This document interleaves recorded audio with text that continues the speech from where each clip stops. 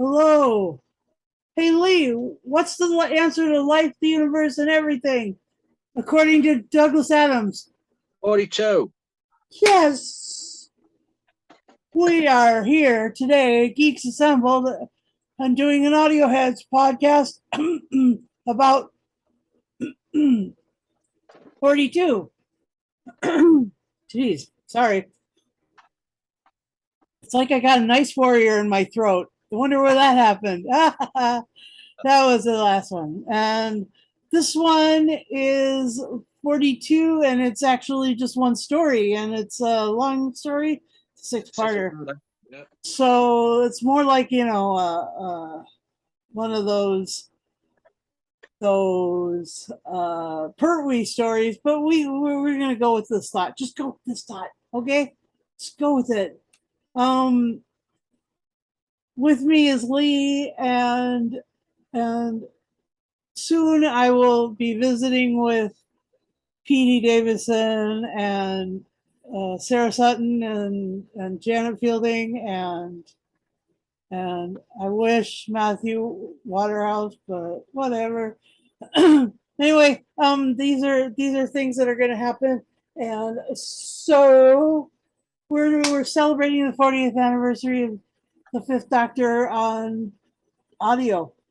Uh, well, he was on video, on TV, on the telly first. Yeah. And last podcast, I just did a whole rant about all these cool things that he was in that I really liked, and really liked all the way through my life.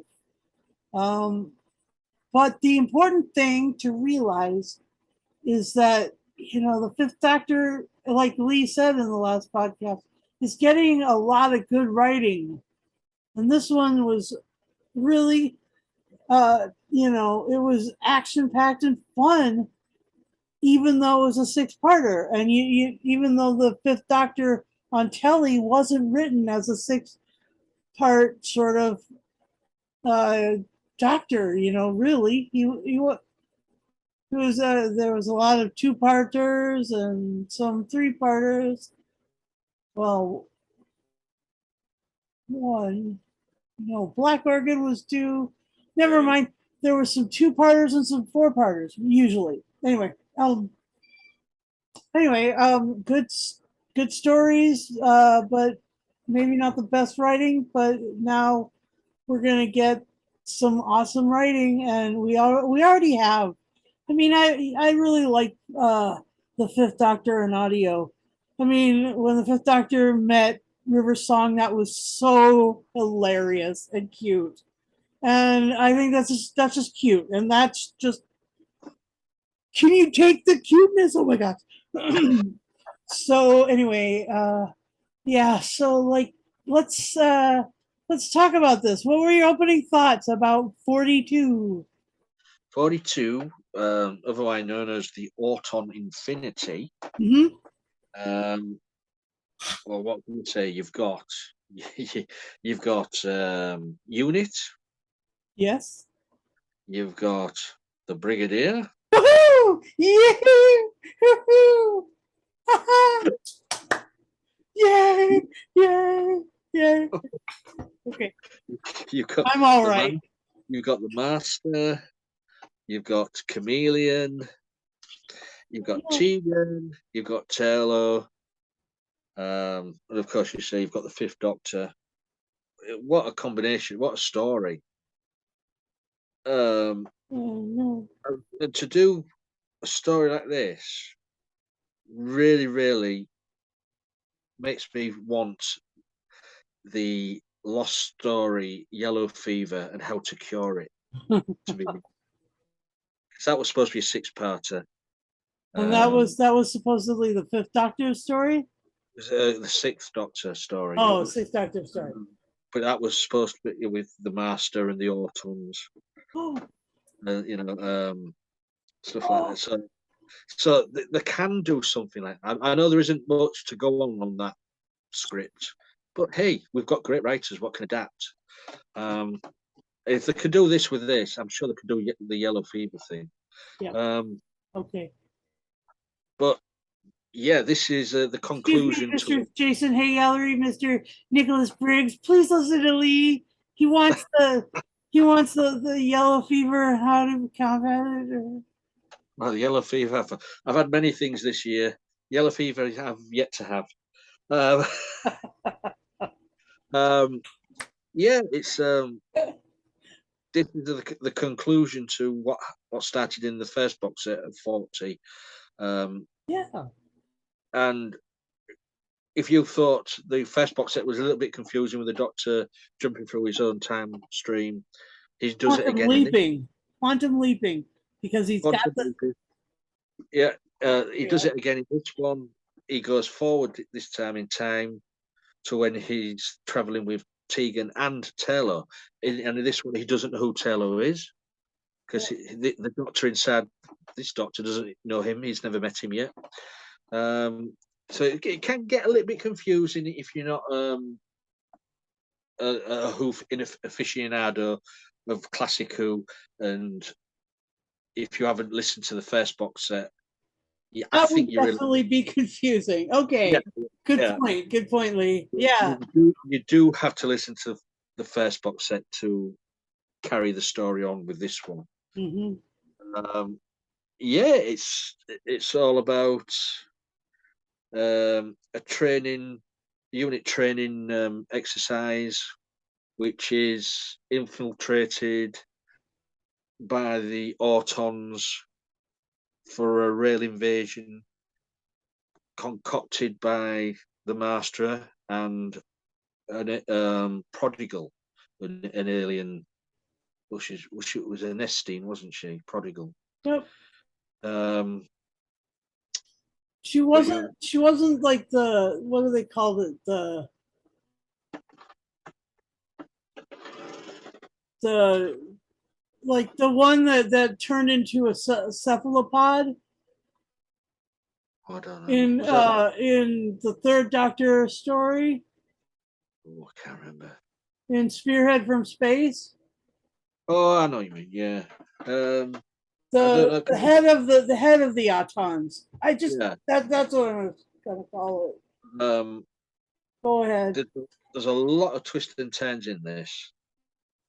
A lot of deceiving, a lot of mask wearing in more ways than Yes, one. Um, and which is timely because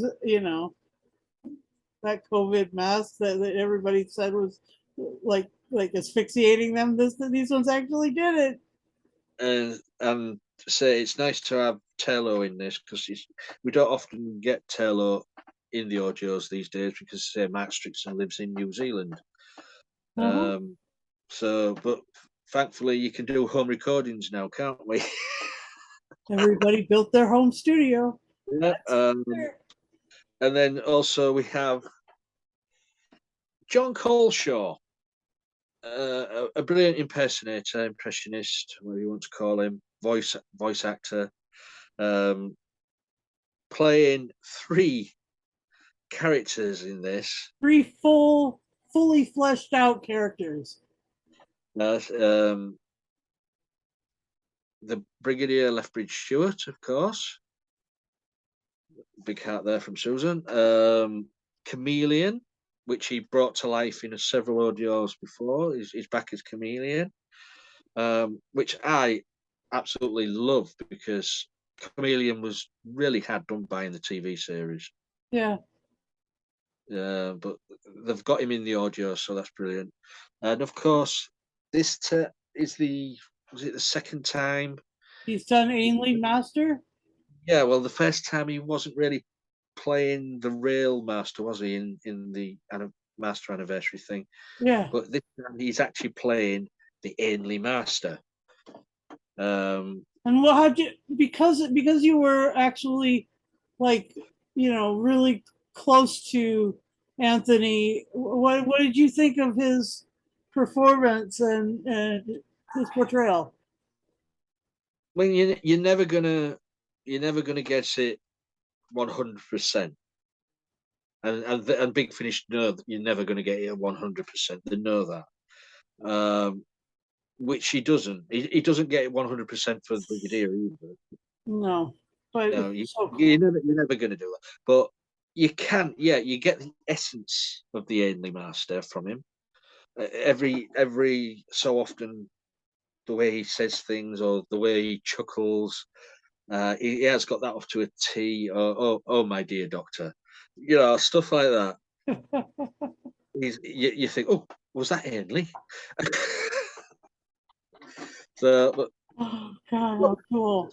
carries on. If he carries on doing it, he'll the impression will improve, Uh-huh. which is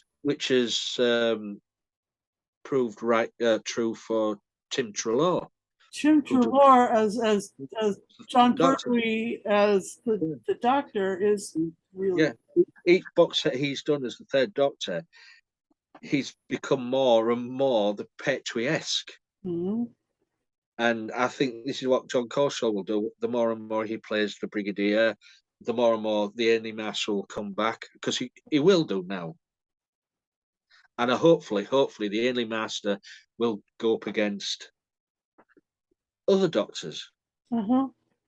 Sixth Doctor, Seventh Doctor, 10th maybe the eighth, Doctor, 10th Doctor. Yeah, because it's all timey-wimey these days. because that would be sassy versus sardonic. It would be really really hilarious. And I know Colshaw can do Delgado as well. Yeah, and and Kulshak can do the alien master like and he was also an incredibly you know funny person himself. Oh yeah. I mean, he worked all of this stuff, all of these these impersonations into sort of a comedy about Doctor Who for pretty much all of the 90s and early 2000s. I mean, Kulshaw was kicking it with what was it? Uh, face spinning image? No, it was I know you mean Dead Ringers. Dead Ringers. Dang it! Yeah. Yes, exactly. Um, but as I say, if Mr. Briggs is listening or watching, Yeah. we do know Colshaw can do Roger Delgado pretty good. I hope somewhere down the line there is a plan to do a box set, a Third Doctor box set, where he comes up against the Master again, Uh huh. because that's what's lacking in the Third Doctor Adventures. Uh You huh. need the Delgado Master at Uh some point. huh. I Yeah. mean, you could even do a story after Frontier in Space with Delgado Uh Master huh. Yeah. meeting Jane. Yeah. Yeah. Agreed. 100%. So please, if you're listening, get Mr. Colshaw to do a Delgado one, because Oh, it's so good. he's proved he can do Ainley. Uh He's huh. proved he can do Nicholas Courtney. Oh, so. Come on. Okay, so since you mentioned Nicholas Courtney, let me tell you what I think about Kulshaw's performance of Nicholas Courtney. Go on then. It isn't fair to me. It just isn't fair. I mean, I know that I became a fan of Nicholas Courtney of the Brigadier about 3 months after his passing. I know my timing in this life is not always great. I remember what I was going to say an hour, 2, 3 hours later. All these important things. Becoming a fan of the Brigadier, like 3 months after his passing, But then there's John Culshaw, and he's traipsing through that performance, and I know that it's new, and I just want to I want to see. There's a cosplayer in Los Angeles that does the Brigadier so well. drop dead gorgeous, perfect sculpted features like Nicholas and stuff like that. And Kulshaw speaking, I would, that would work on the telly. Hmm. That would actually like rock on the telly. But that's just me saying this. That's my headcanon right there. Anyway, so yeah, go ahead. What were you? I was just saying it's for a six-parter. It doesn't, because sometimes I always say six-parters, seven-parters, they're a bit too long because you maybe get two episodes where they're a bit of filler, Mhm, it used to happen back in the 60s and Pertwee's era in the 70s. mhm, Um, but for me, this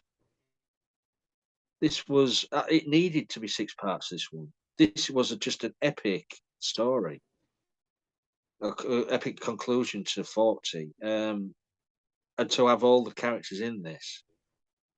Um, it's always good to have a unit story, mhm, even if we don't get the regular characters of Benton and Yates.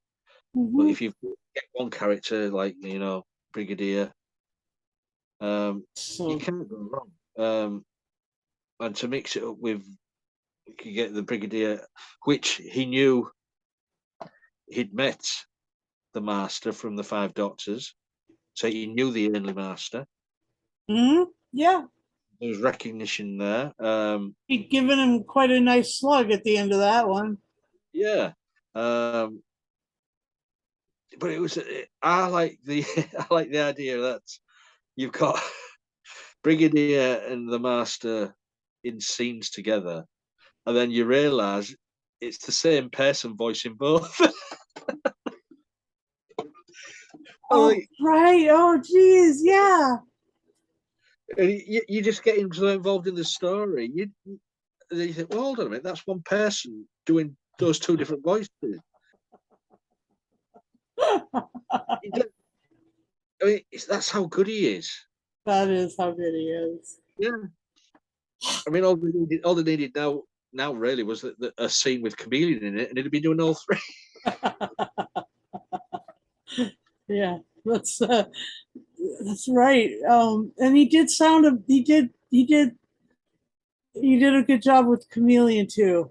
So, I know. He said in one of the extras on another audio with Chameleon in it, the he changed it from the original actor's voice in the TV series.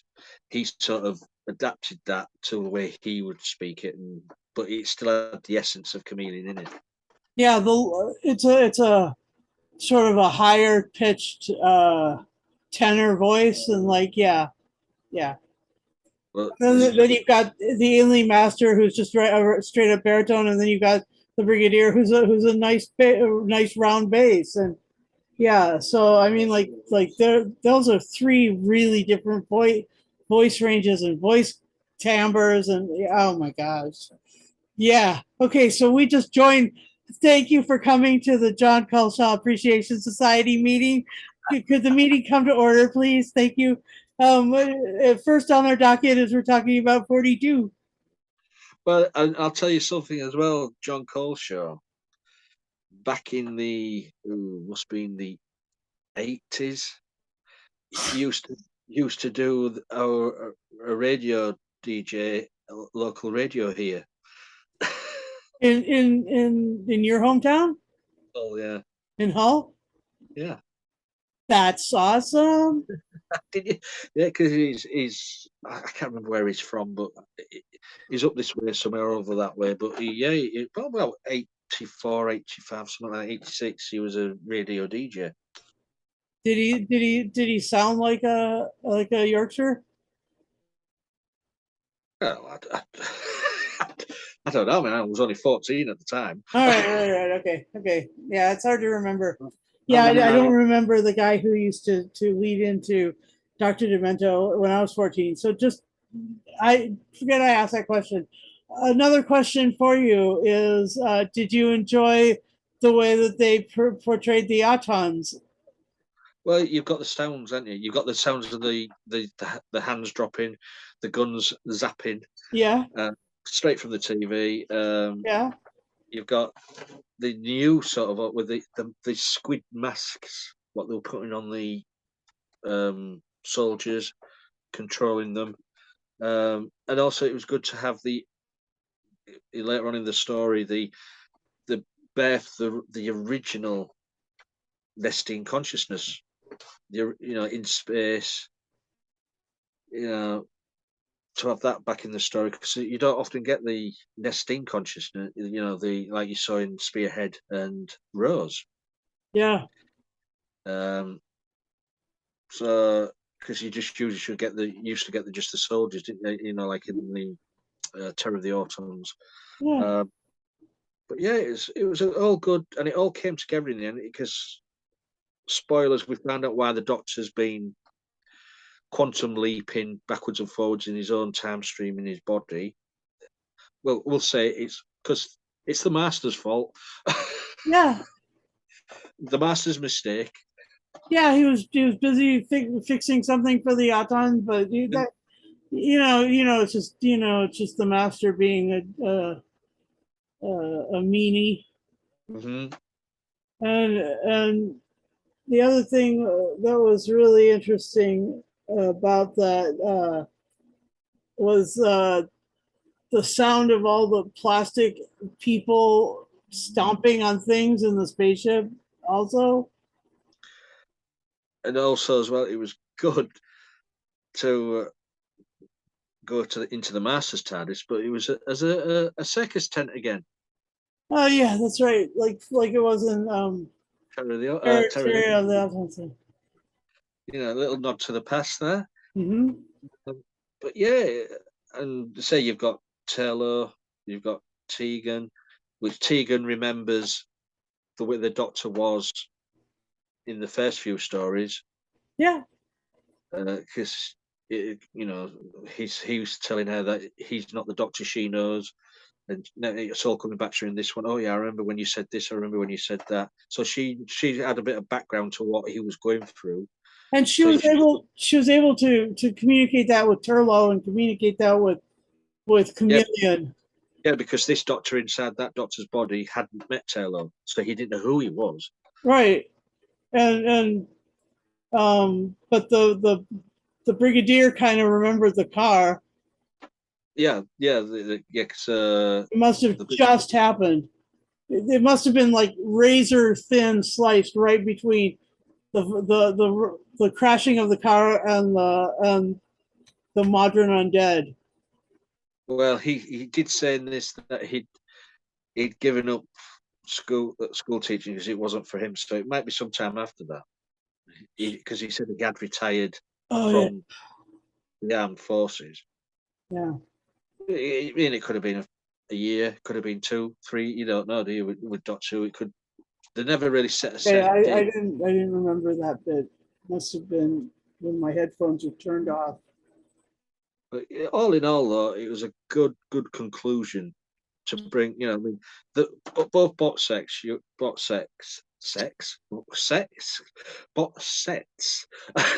Listen, talking about Turlo and Chameleon may turn you on, Lee, but I just, you know, don't mention sex because we're also talking about the Brigadier here. Why did I swap those two letters around? Bot sex. Because. Uh, Dear. Box sets. just admit it. You fancy Peter Davison. That is not my type. But for both of these sets, you have 3, well, 4 really when you count the Master. Classic Who villains. You say you had the Cybermen, you had the Ice Warriors, Autons, And the and Master. um, Yep. thankfully no Daleks.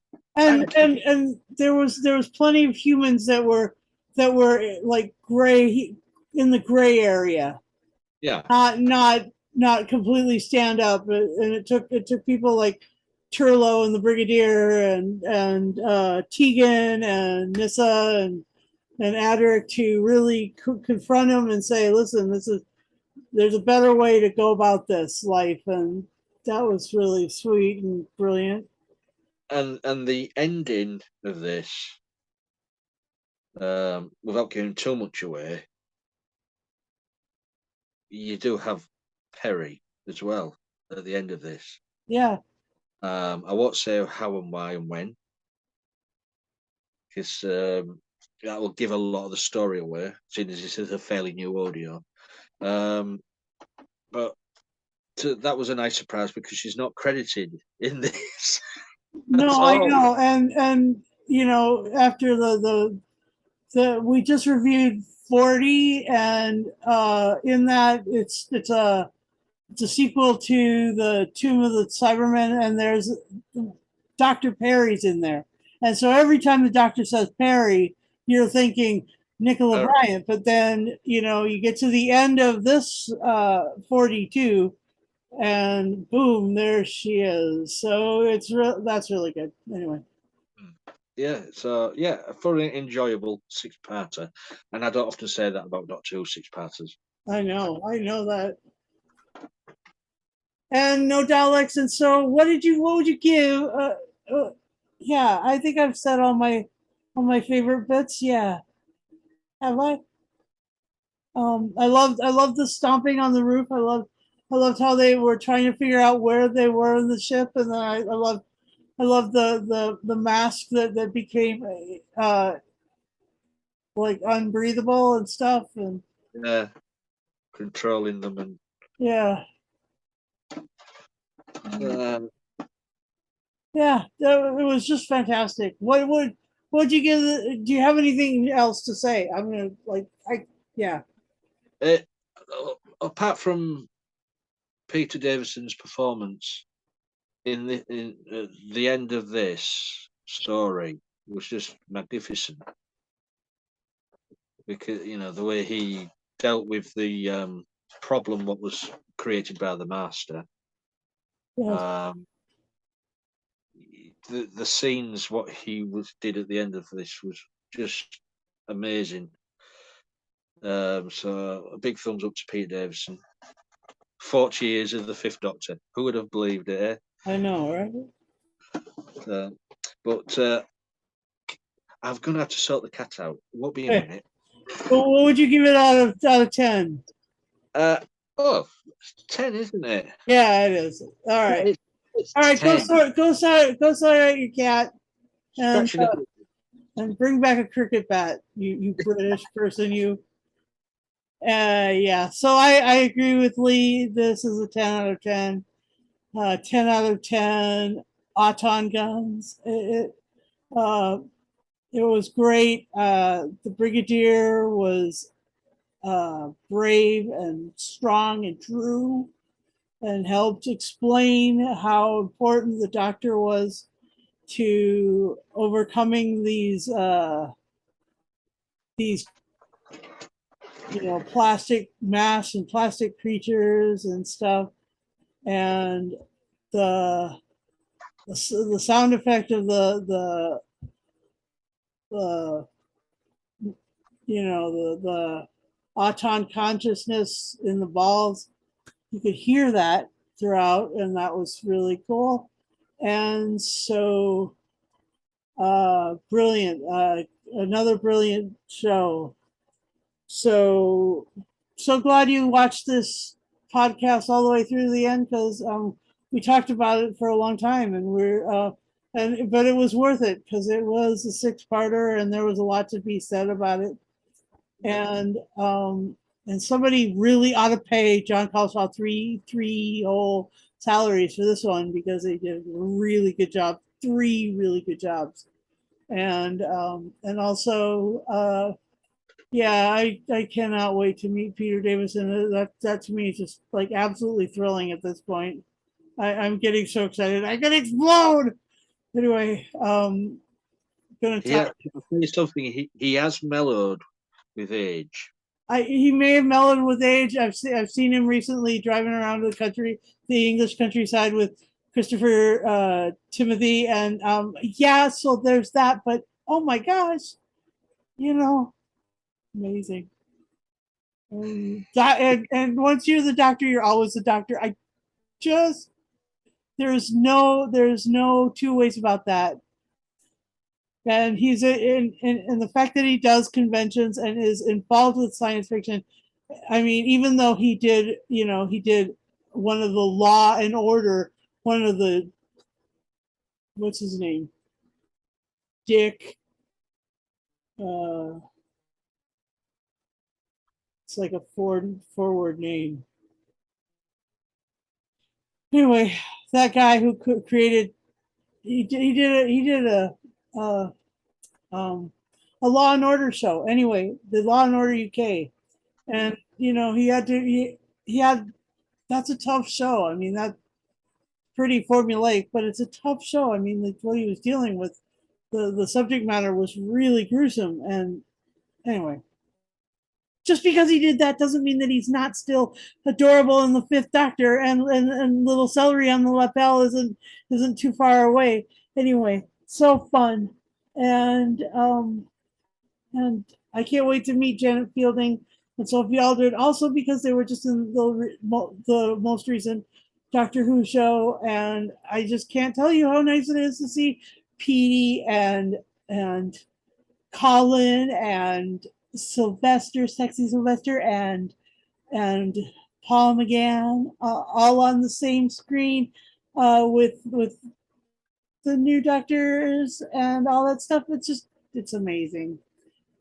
And so yeah, I'm excited for this, and so excited that I forgot to tell you that since you're watching this on YouTube, please like and subscribe, and hit the bell notification, and we'll give you a little reading notification that we're going to put something out, and it's fun.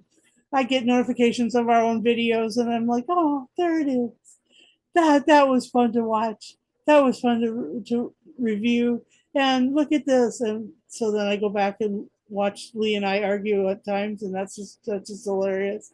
Anyway, the other thing that's really great is joining us on social media. Apparently, things are in flux. Lee is deciding whether or not to jettison from Twitter, to to jump ship, as it were, to go man overboard. Twitter may just be a sinking Titanic. Anyway, terrible. We shall see. We shall see. And yeah, but otherwise, come join our Facebook group and talk to Lee all the time. He's got some friends in there, but he should really be talked to a lot more frequently, because he's a great guy, and chatting with him is fun, and that's why I do this every week. It's just great. So yay! Anyway, we're gonna do some more of these things, some more of these Fifth Doctor audios, just cause. Anyway, thanks for watching. Have a great one.